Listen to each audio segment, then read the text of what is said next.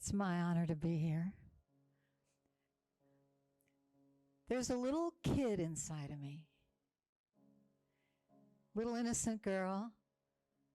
When she was really little, she would laugh and cry all in the matter of a minute because she was present, feeling everything, unafraid. So once in a while at this older time of my life, that little kid will get its lip out. And if she's really upset, she'll lock herself in the bathroom. So I decided to make friends with her, give her a little more love, and get back to that purity. And this is a song I wrote just about that.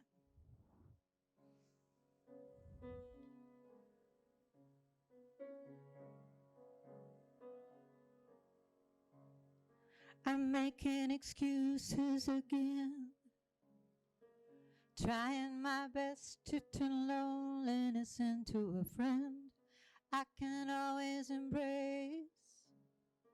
Still gonna miss someone wiping the tears from my face to face. With this child inside me, no one's taking her place. Little one loves the sun and says, follow the light. Wherever you are, 'cause it's the only way to see where you are. Wherever you go, no matter how far, follow the light.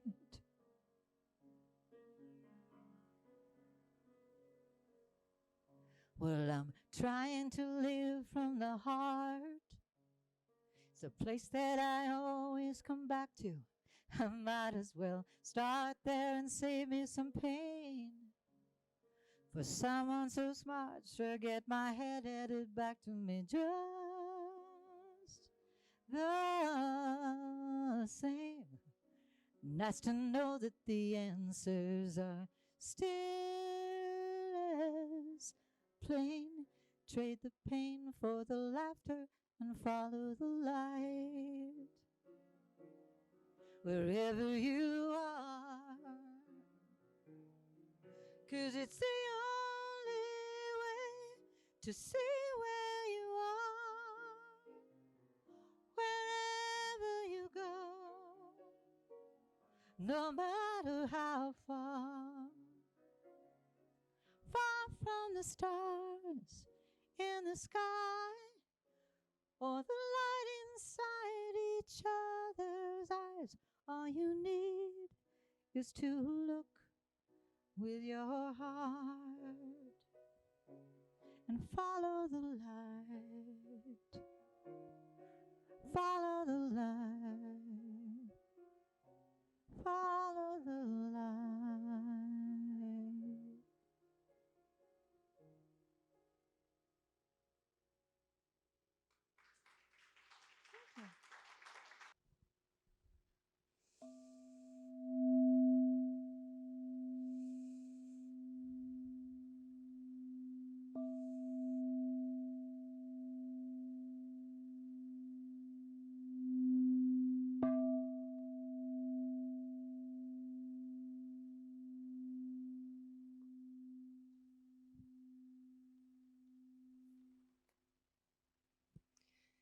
Please pray with me. So just settling into this day, recognizing that there is a power and a presence that is in all things. It is in the eyes that we've seen and gazed upon, in the smiles, in the traffic. It is that expression of life that is the sun on a cool summer day. Just taking that in. And knowing that I am one with this source, as I know that each and every one of us are connected, are one, and are held in that space of absolute grace. And I just give thanks for this day and for all those who gather, whether it be in sweat lodge, mosque, synagogue, and just holding a space of absolute love for Reverend Jen, wherever she may be today, as we lift up and hold on to that voice and that inspiration from Rev to be Casey, as she expresses the divine and is a conduit of that unconditional love. I give great thanks for this congregation as we come together. And I give great thanks for this space as it is homey and warm.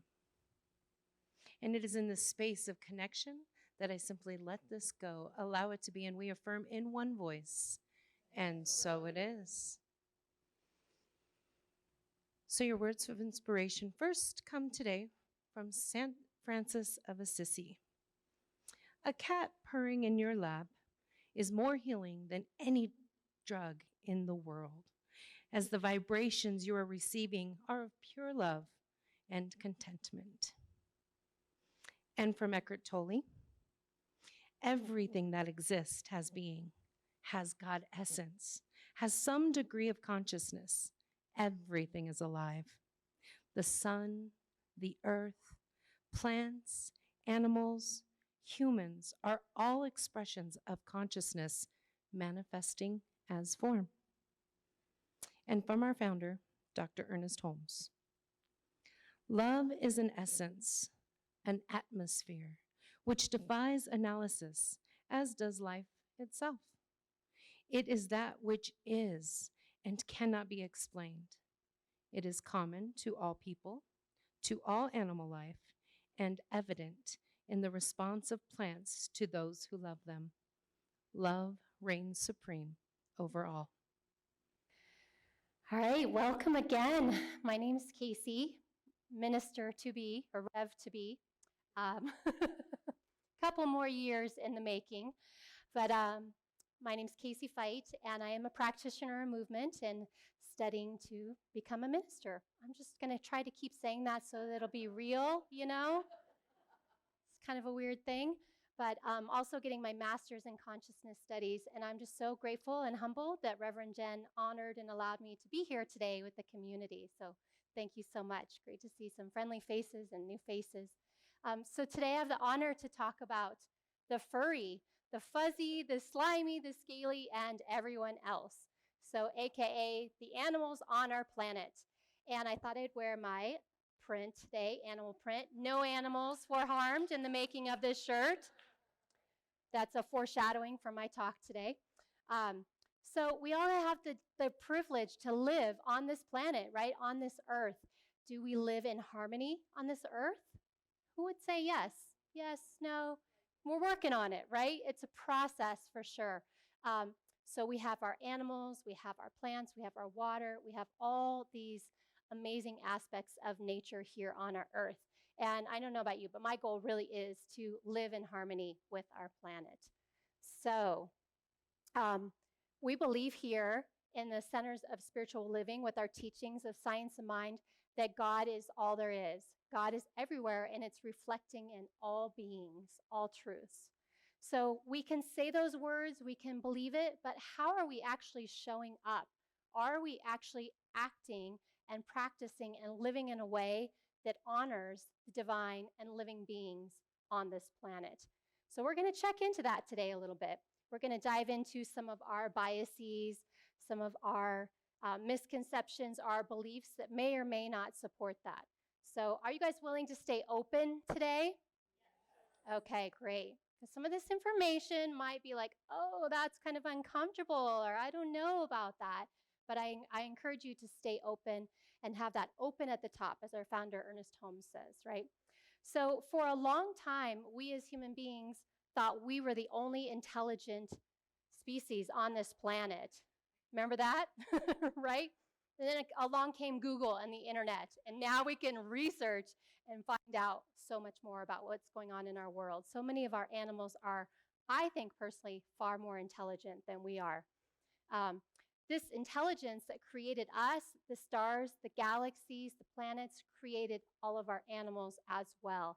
So we are just learning to communicate and connect with them, right? They have their own language, so to speak.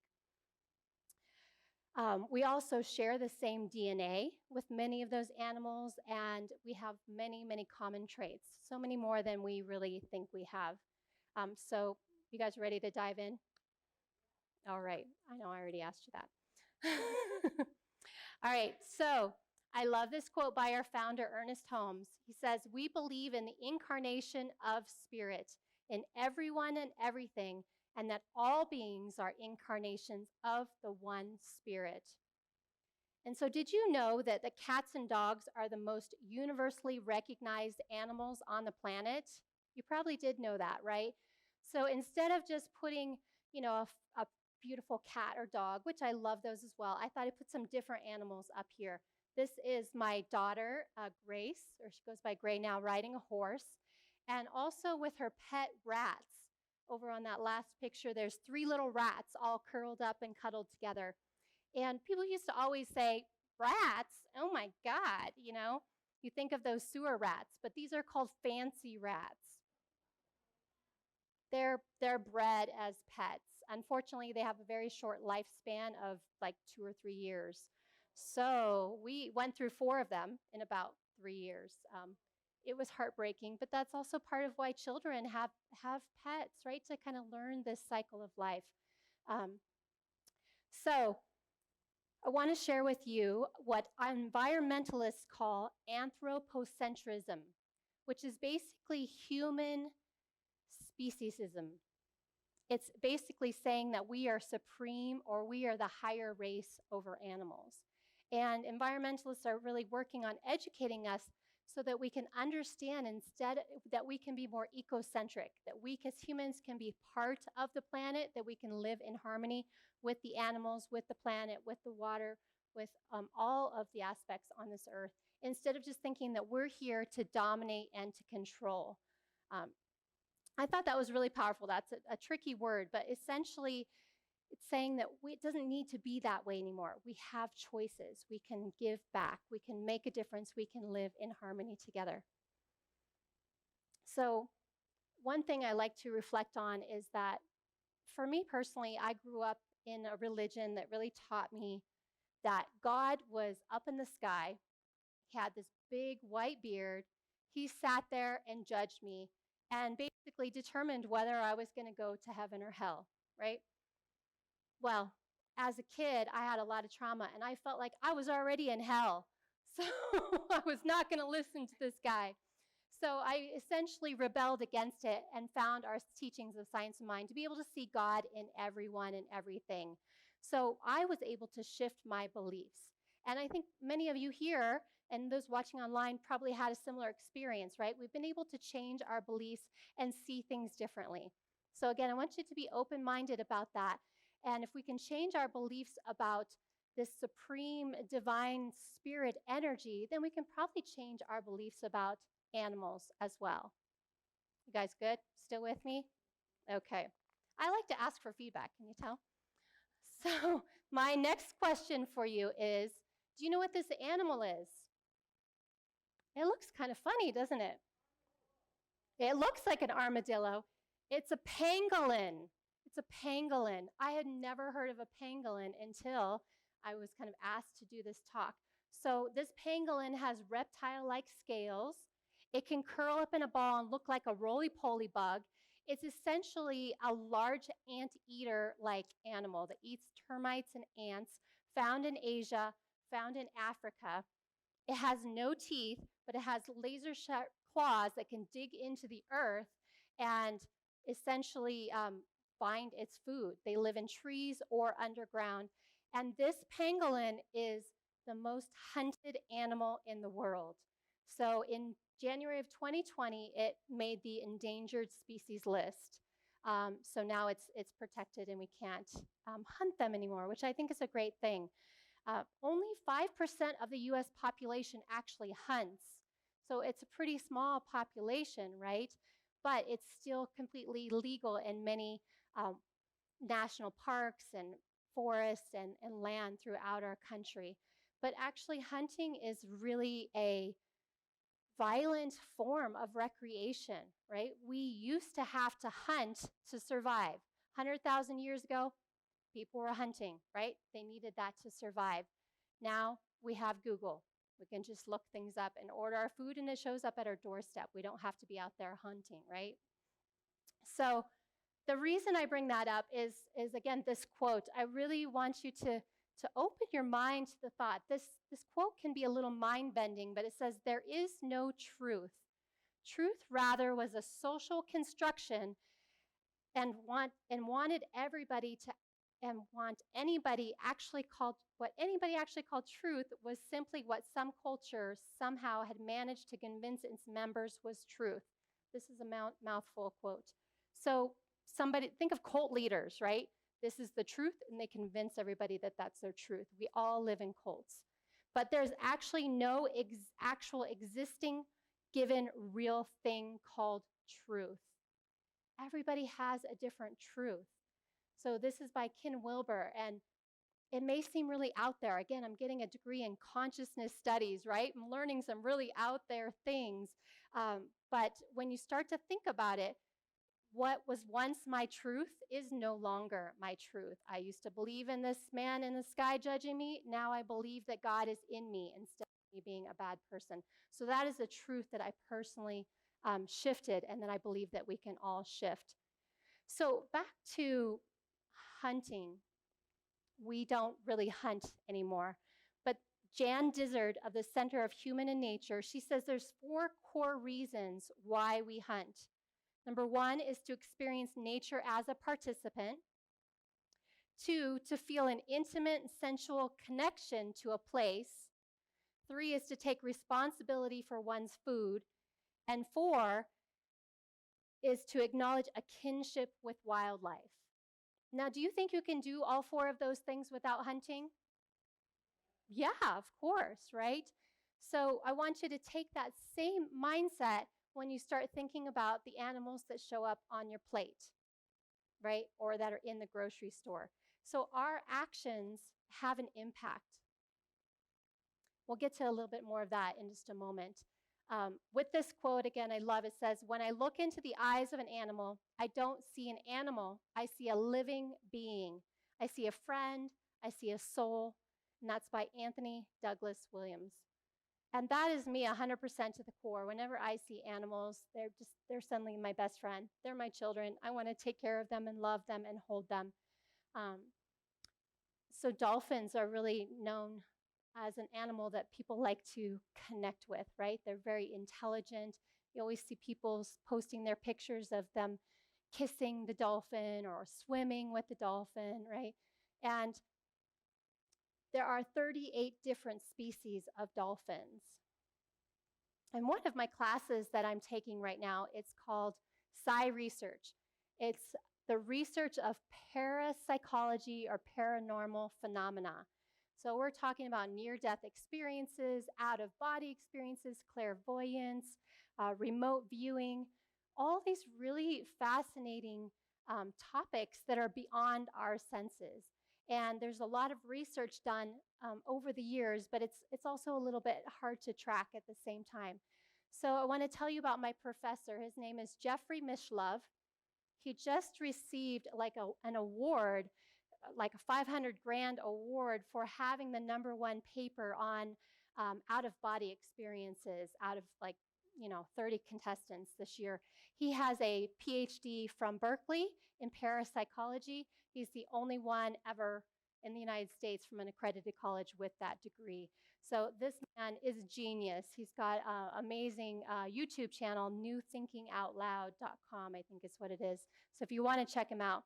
So he lives in the Bay Area, and he's a part of the New Frontier Society. This was about in the 70s, many years ago. And I was just going to say, like 10, 20 years ago, but it was longer than that. So he was working with the New Frontier Society, and he and his fellow clairvoyant people who basically can kind of communicate and sense beyond our normal senses, our 5 senses, they all got together for a meeting, and essentially they were focusing on communicating with something beyond them. And so someone in the group felt this sense with a dolphin. And so they started communicating with the dolphin. They were video recording these, they were writing things down, they were engaged in conversation. And when they were doing this, this dolphin called out to them and said, "Hey, come take me out of captivity.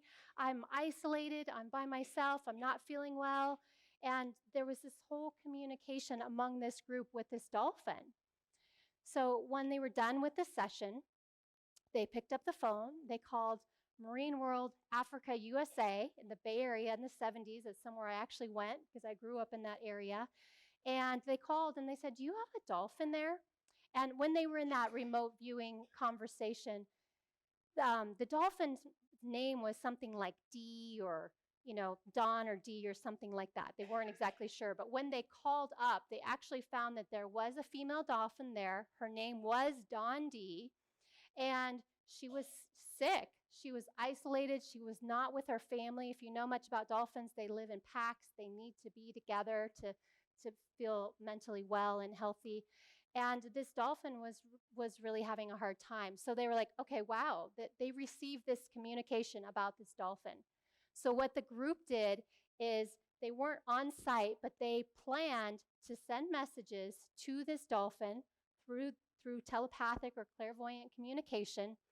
And they tracked it. They asked the dolphin to do certain tricks at certain times.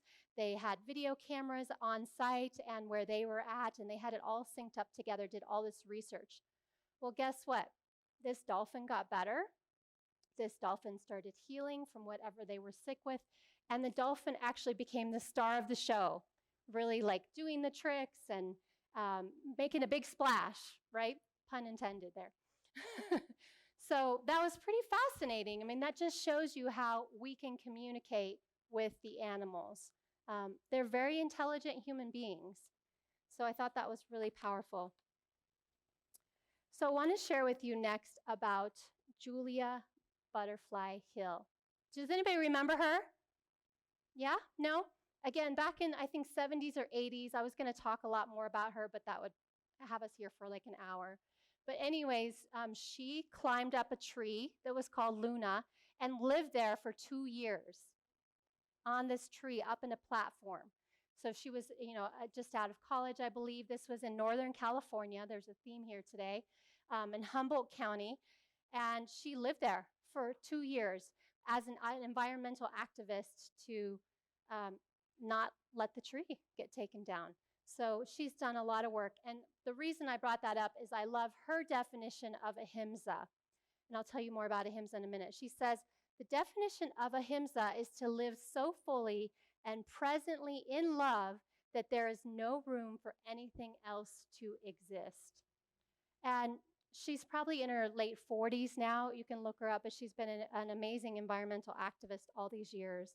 So ahimsa is a process for us to relate with each other for the highest good, for the most love. And ahimsa is translated from Sanskrit to nonviolence. This is one of the yamas in the Yoga Sutras written by Patanjali of nonviolence. And so many spiritual practitioners in our tradition, more in the yogic tradition, are vegetarians or vegans, or really looking to become consciously aware of their impact. How am I impacting the planet by what I'm consuming? When we go buy makeup or a bug spray or whatever it is, suntan lotion, how are our products impacting our environment? Are they tested on the animals? Is that harmful or not? So there's a lot to think about here. So ahimsa is really a compassionate way to show up, to not bring violence into our world. And the more compassionate we are, the more we allow loving kindness to flow to us. So don't worry, I'm not telling you right now that you all have to go out and become vegetarians or vegans or any of that. I'm just saying, as conscious spiritual practitioners, we can be more aware, right? We may have grown up eating meat 3 times a day, every single day. Most of us probably did. I know I did. And maybe we don't need that anymore. There are many ways to get our protein in as well. So, taking advantage of, a species that can't speak up for themselves may be not the most helpful thing for our planet. Our animals don't choose. The Dawn D, she didn't choose to be in that tank, right? I'm sure she would much rather be out swimming with all the other dolphins out in the oceans. The animals in the circus or the zoo living in captivity, that's not really their choice, right? We, as the species, had decided to take control of that. So I love this baby elephant with a mama elephant. I found this quote and I moved it around a little bit. To care for another's child is a sacred responsibility. So I'm just going to take credit for that because I changed it. I thought it was cute. Many of you know I've worked with children a lot in my life, and I feel like I've been able to be the voice for kids who are not able to have their own voice. I've taught yoga and mindfulness to children for many years and teaching them how to really become aware and take care of themselves. This mother is taking care of this elephant. We can take care of the babies on our planet.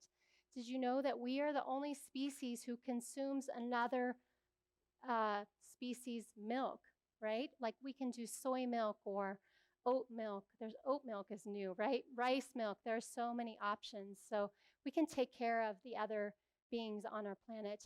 So there's this organization that I love called PETA. Has anybody heard of that? You've probably seen some of the really outrageous stuff. I'm not necessarily a fan of that, but PETA stands for the People for the Ethical Treatment of Animals. And essentially, they see it as speciesism. Just like we have racism, we have sexism, we have ableism, we have all these isms, speciesism is a thing, right? And so essentially, they focus on 4 areas that the most harm is done to the most animals for the longest period intensely. I told you guys this was going to be a little, you're still open, right? So they focus on 4 areas. Laboratories, there is so much testing that's happening.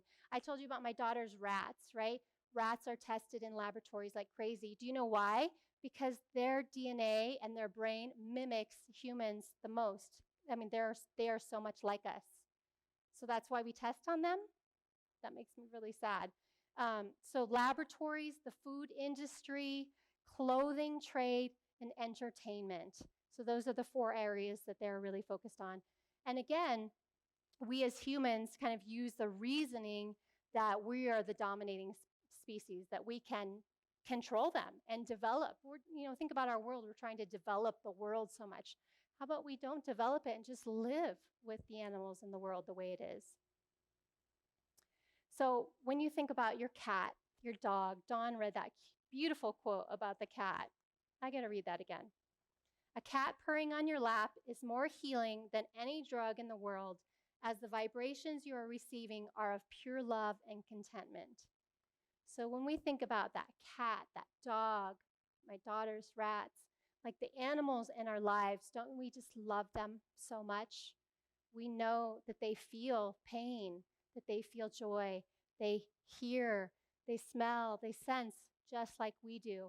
And so do all the other animals on the planet, the cows, the pigs. Pigs are super intelligent as well. All these beings, they feel pain, they feel joy, they feel happiness, they feel loneliness, just like we do. All those emotions, so much. So I really want to encourage you to turn within, to really dive in. And when we think about sexism or racism or classism, social justice is a really important part of our lives.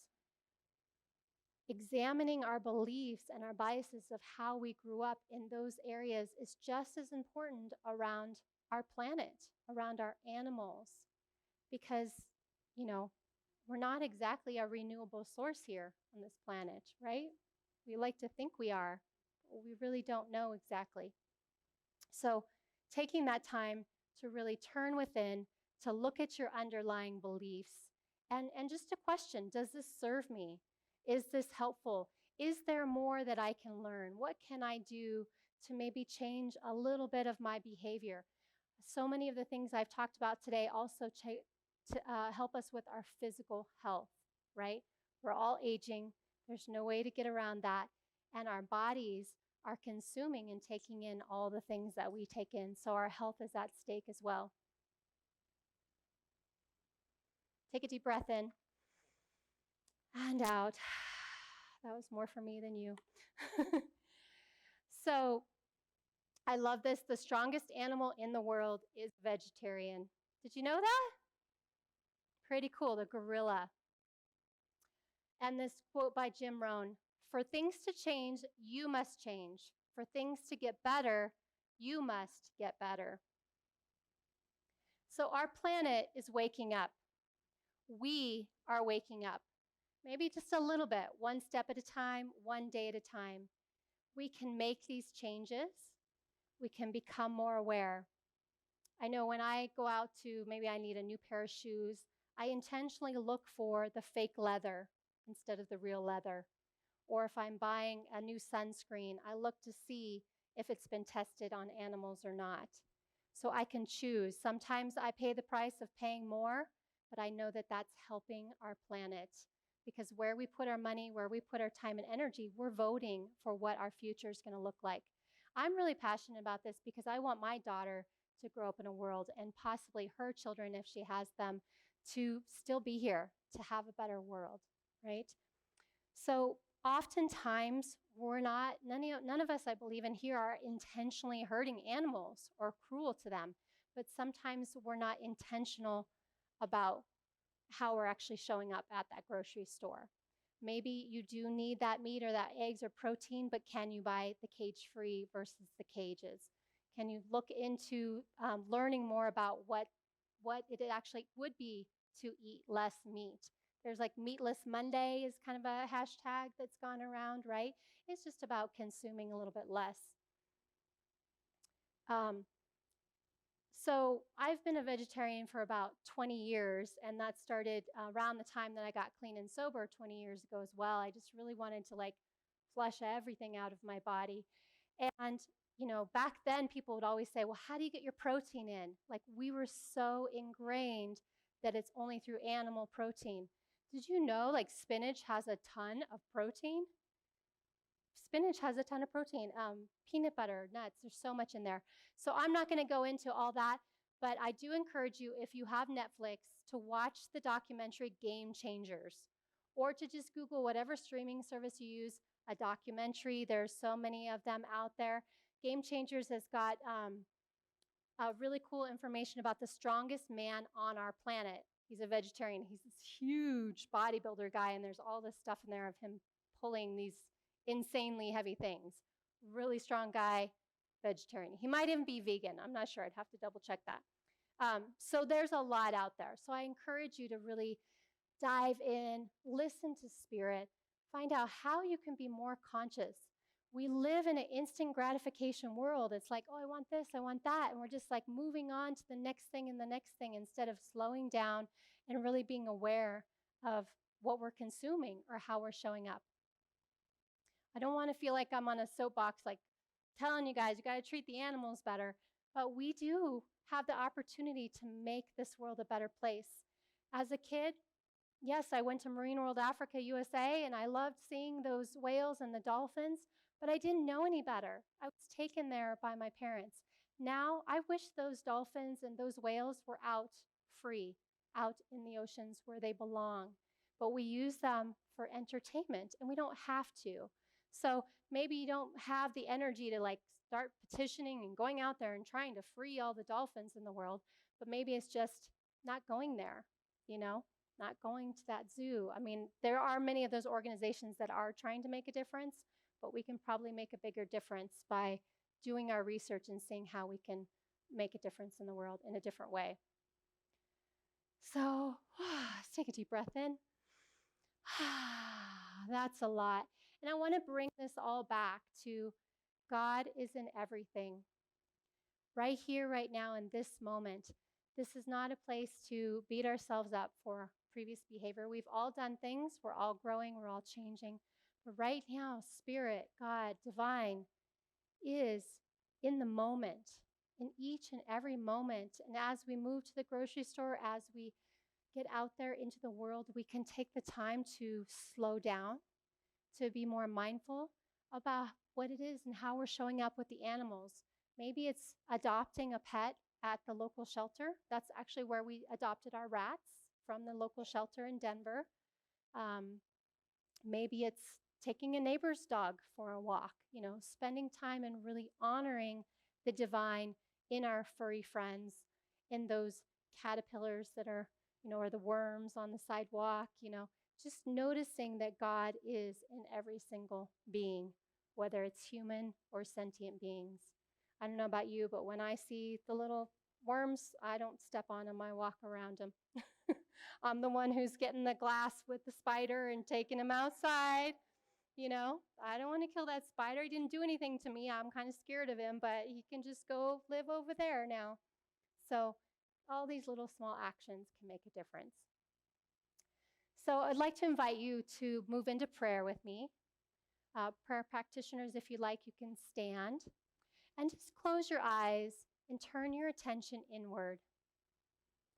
Let's just take a nice deep breath in and a deep breath out. And just knowing as we stand or sit in this moment that we know we are connected to all there is, to the earth that we are standing or sitting upon. It's very hard to be off the earth. If you jump, it's only a few seconds that you get off of the earth. We are all connected. That means to our furry friends, to our scurry friends, our reptilian friends, to our water friends, all of the friends everywhere. And I know that all these beings, all these sentient beings want love.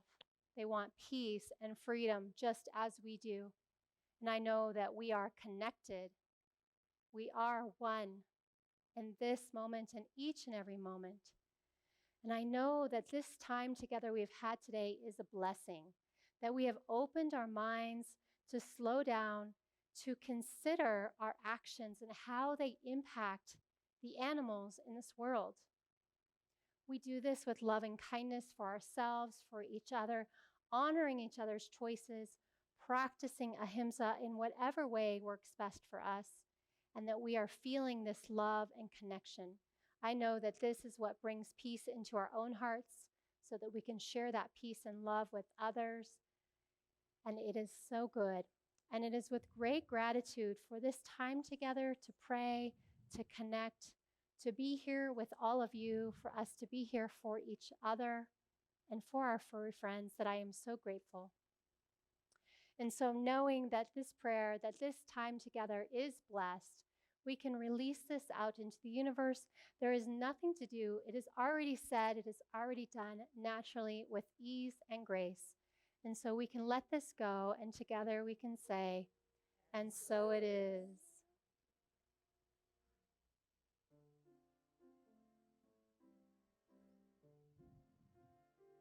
What the world needs now is love, sweet love. It's the only thing that there's just too little of. What the world needs now is love, sweet love. No, not just for some, but for everyone.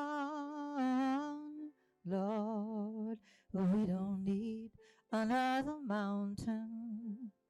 There are mountains and hillsides enough to climb. There are oceans and rivers enough to last. Oh, listen, Lord, to the end of time. What the world needs now is love, sweet love. It's the only thing that there's just too little of. What the world needs now is love, sweet love. No, not just for some, but for everyone. Lord, we don't need another meadow. There are cornfields and wheat fields enough to grow. There are sunbeams and moonbeams enough to shine. Oh, listen, Lord, to the end of time. What the world needs, I love it when you sing, is love, sweet love. What the world needs now is love. One more time. What the world needs now is love, sweet love. Thank you for helping me with that. Hello, I'm Reverend Jen Wild, Senior Minister for New Dawn Center for Spiritual Living. New Dawn Center is a global community, and we welcome all people, all paths, all ways of thinking, all philosophies. So know that you are welcome here, and thank you for joining our online community.